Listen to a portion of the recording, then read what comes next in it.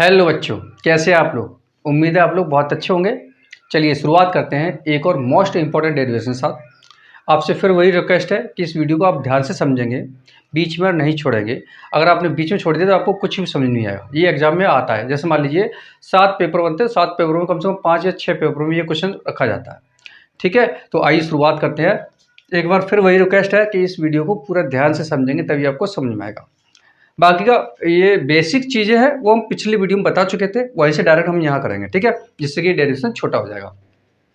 फिर डेरिवेशन है आंशिक परावैद्युत पदार्थ से भरे समांतर पट्ट संधारित्र की धारता। यानी कि ये समांतर प्लेट संधारित्र रखी हुई है, एक प्लेट ये रखी है, एक प्लेट ये रखी हुई, ठीक है। और इनके बीच में एक के परावैद्युतंक वाला कोई पट्टी रख दी गई है। तब कहा है कि इसकी धारता बताइए क्या होगा। तो धारता के लिए क्या करेंगे बेटा, हमें धारता ज्ञात करना है। देखो ये चित्र बना हुआ है, ये प्लेट रखी हुई है, बीच में टी मोटाई की एक पट्टी रखी हुई है जिसका परावैद्युतांक या परावैद्युत के है, ठीक है। और यहाँ पर जो खाली पड़ी हुई एरिया, यहाँ पर वायु मानेंगे, वायु या निर्वात, या ऐसा मान सकते हैं कि यहाँ पे हवा हो भी सकती है और हवा नहीं हो सकती, ठीक है। तो दोनों माध्यम हो सकते हैं।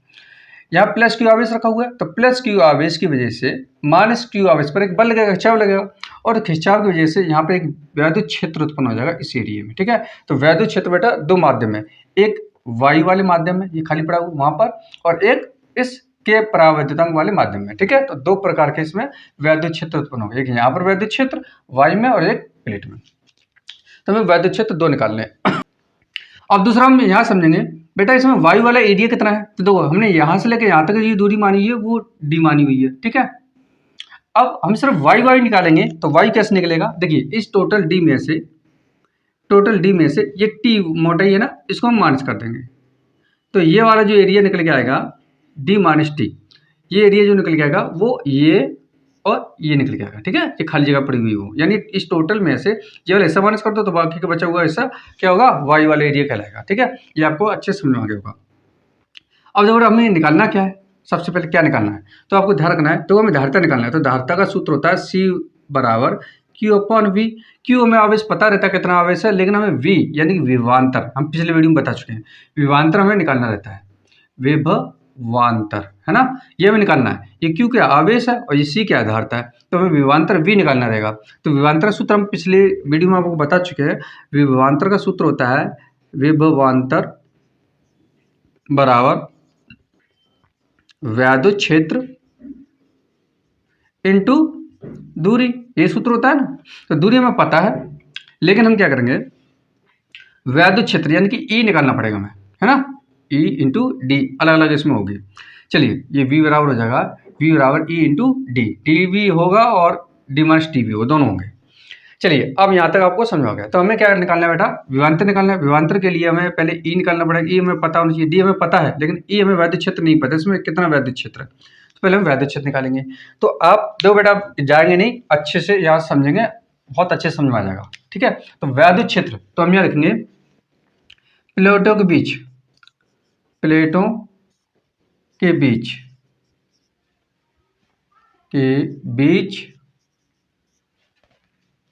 ये निर्वात की बात चल रही, ठीक है, निर्वात, प्लेटों के बीच वैद्युत क्षेत्र, वैद्युत क्षेत्र।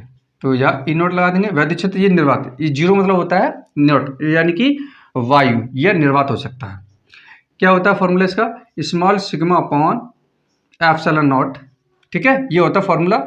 और हमने पिछली वीडियो में आपको बताया था स्मॉल सिग्मा क्या होता है। स्मॉल सिग्मा होता है बेटा, स्मॉल सिग्मा होता है पृष्ठीय आवेश घनत्व, यानी कि Q अपॉन ए, ये फॉर्मूला होता है स्मॉल सिग्मा इक्वल टू, ठीक है। ये पिछली वीडियो में हम आपको बता चुके हैं। तो यहाँ रखेंगे स्मॉल सिग्मा का जगह रख देंगे Q अपॉन ए। तो जब Q अपॉन ए रखेंगे, इसको सॉल्व करेंगे तो ये कुछ इस तरीके से निकल के आ जाएगा, ठीक है, Q upon epsilon not a, ठीक है, ये हो गया। अब ये हमने निकाला हुआ है, वो यहाँ पर जो वायु है, वायु में कितना वैद्युत क्षेत्र उत्पन्न है वो निकला हुआ है। अब हम निकालेंगे इस प्लेट में, तो इस प्लेट में वैद्युत क्षेत्र कितना है। तो इस प्लेट के लिए हम लिखेंगे के परावैद्युतांक वाले के लिए वैद्युत क्षेत्र, है ना, वैद्युत क्षेत्र।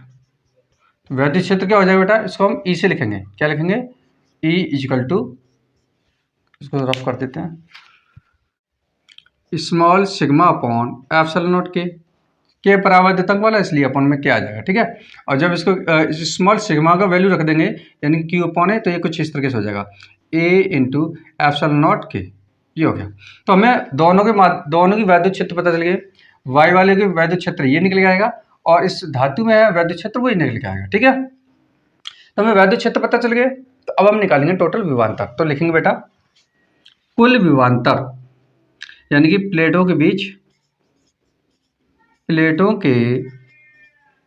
बीच कुल विभवांतर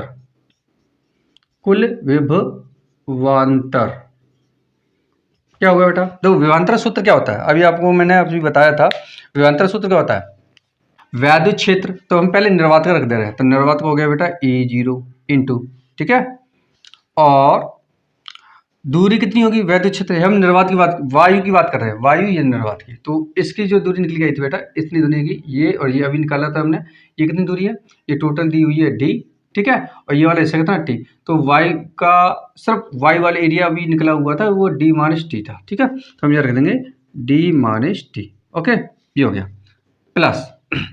अब हम लिखेंगे धातु की, तो धातु का वैद्युत क्षेत्र हमने ये निकाला हुआ है परावर्तक वाला E इंटू, अब इसकी दूरी कितनी है, सिर्फ टी है, तो टी रख दिया यहाँ पे, ठीक है, बस हो गया।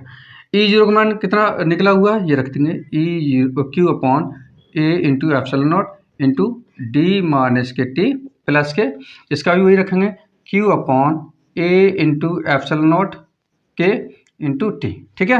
अब देखो इसमें तो क्या क्या मैच कर रहा है, इसमें देखो ये और इसमें ये हिस्सा है ना, ये दोनों में मौजूद है, तो हम इससे कॉमन ले रहे हैं, तो ये हो गया Q upon A into epsilon not, हमने कॉमन ले लिया, तो यहाँ बचा हुआ ब्रैकेट में डी माइनस के टी और प्लस के यहाँ टी बचा हुआ है, ठीक है। यहाँ तक आपको दिखाई दे रहा है क्या, ये आप इधर नोट कर लीजिए बेटा, ये मैंने आपको समझा ही नहीं क्या, इधर समझ लीजिए, ये क्या है, दो प्लेट संधारित्र है, ठीक है, माना दो समांतर प्लेट संधारित्र हैं जिनके बीच की दूरी क्या है, स्मॉल डी है, यहाँ से लेकर यहाँ तक डी मानी हुई है। इन प्लेटों के मध्य में टी मोटाई की, यानी टी मोटाई की के परावैद्युतांक वाली छड़ रखी हुई है, ठीक है, के परावैद्युतांक वाली छड़ रखी है, आप नोट कर लेंगे। बाकी के हवा में यानी वायु में कितना वैद्युत क्षेत्र है, इसके लिए भी फॉर्मूला हो गया, इस प्लेट में कितना वैद्युत क्षेत्र है उसके लिए ये फॉर्मूला हो गया। अब इसके बीच में टोटल विभवांतर कितना है, तो विभवांतर सूत्र क्या होता है, वैद्युत क्षेत्र इंटू दूरी, तो वैद्युत क्षेत्र ये हो गया इंटू दूरी, ये निर्वात का रखा हुआ है, इतना इतना निर्वात का वायु का, ठीक है, इसका, तो इसकी दूरी कितनी है, टोटल है डी, तो डी माइनस टी घटा देंगे, डी माइनस टी बचा, ये दूरी होगी तो दूरी गुणा कर दिया, प्लस इसका दूरी, इसका वैद्युत क्षेत्र, तो इसमें हो गया ई इंटू टी, ये वैद्युत क्षेत्र, ठीक है। यहाँ तक आपको समझोगे, बाकी मान रख के कॉमन ले लिया है, यहाँ तक आप नोट कर लीजिए, आगे देखते हैं, कॉमन लेना आगे होगा ना, तो इधर मैं कर देता हूँ v is equal to Q upon A into epsilon naught, bracket में क्या बचा हुआ है, यहाँ बचा हुआ है डी माइनस के टी और plus K T upon K, ठीक है, ये हो गया, ठीक। जैसे आप यहाँ फिर समझेंगे कि ये देखो ये और ये दोनों में मौजूद है, बाहर निकाल दिए, तो यहाँ बचा हुआ डी माइनस टी, ये रखा हुआ है प्लस, ये प्लस आ गया यहाँ पे, इसमें देखो ये हिस्सा बाहर निकल गया, तो ऊपर है ये टी और नीचे अपॉन में के, तो अपॉन के आ गया, ठीक है, यहाँ तक आपको कोई प्रॉब्लम नहीं होनी चाहिए। तो बस अब हमने क्या विभव निकाल लिया, हम वैद्युत अब क्या निकालेंगे बेटा, धारता निकालेंगे, धारता यानी कि सी इजकल टू क्या होता है बेटा, क्यू अपॉन वी, यही तो होता है, वैल्यू ये इसमें पुट कर दो, तो सी इजकल टू हो गया क्यू अपॉन, ये हो जाएगा यहाँ पर Q upon A into epsilon naught, bracket में हो जाएगा D minus K T plus K T upon के, ये हो गया यहाँ तक, ठीक है, आप इसे नोट कर लें। अब दो बेटे क्या करेंगे, इस क्यू से ये क्यू कट हो जाएगा, ठीक है, तो ये अपॉन के अपॉन अपन नीचे हो, सबसे नीचे वाला कहाँ पहुंचेगा, सबसे ऊपर पहुंचेगा, तो यहाँ पे ऊपर कुछ नहीं बचा, तो ऊपर ये पहुंचेंगे ए इंटू एप्सिलॉन नॉट हो गया अपॉन में यहाँ बचेगा सिर्फ D minus K T bracket close plus K T upon के, ये हो गया फॉर्मूला। यहाँ तक आप इसे नोट कर लीजिए। यहाँ से थोड़ा सा और है, इसमें 3 कंडीशन और बनती हैं, केस फर्स्ट सेकंड थर्ड, ठीक है, वो अभी हम समझाते हैं, ऐसे नोट कर लीजिए। अब बेटा देखते हैं, आपने यहाँ तक कर लिया होगा। अब इससे आगे देखते हैं, इसमें केस 3 केस बनते हैं ना। जब केस फर्स्ट, जब ये इसकी जो दूरी है टी है वो इस डी के बराबर हो जाए, यानी कि ये टी डी के बराबर हो जाए, तो हम यहाँ लिखेंगे जब टी है, टी यानी कि धातु की जो मोटाई है वो इस वायु में जो एरिया भरा हुआ है उसके बराबर हो जाए, यानी डी हो तब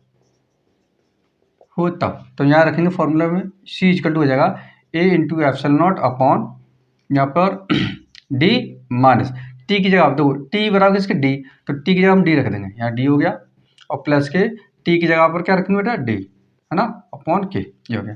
तो यहाँ से डी से डी कट हो जाएगा, जीरो हो जाएगा, तो ये पूरा खत्म हो जाएगा। तो यहाँ बचेगा A into epsilon naught upon D upon K, और ये कहाँ पहुँचेगा, सबसे ऊपर पहुँचेगा। ठीक है, तो ये कुछ इस तरह से हो जाएगा ए इंटू एप्सिलॉन नॉट के अपॉन डी, ये हो गया केस सेकंड, जब टी डी के बराबर हो, है ना, यानी कि ये पट्टी है वो डी के बराबर हो जाए।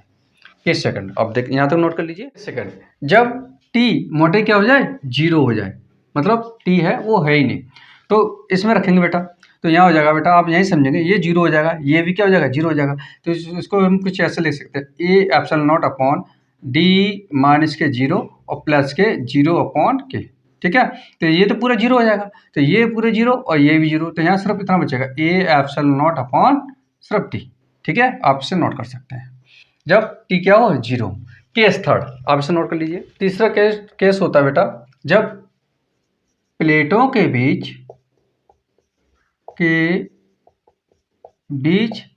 टी मोटाई की पट्टी हो सॉरी टी मोटाई की धातु की, है ना, धातु की क्या हो, धातु की पट्टी हो, तब अगर धातु की पट्टी हम बीच में यूज करेंगे तो के इक्वल टू हम इन्फिनिटिव लेते हैं।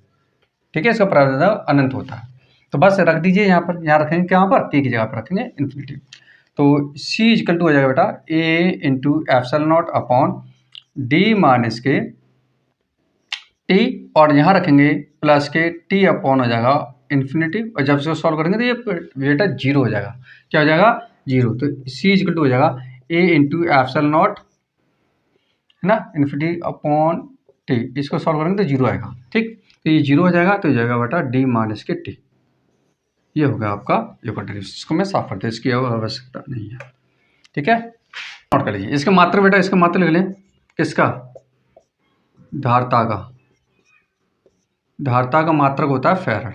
ठीक है, इसको किससे लिखते हैं, इससे एफ से भी लिख देते हैं।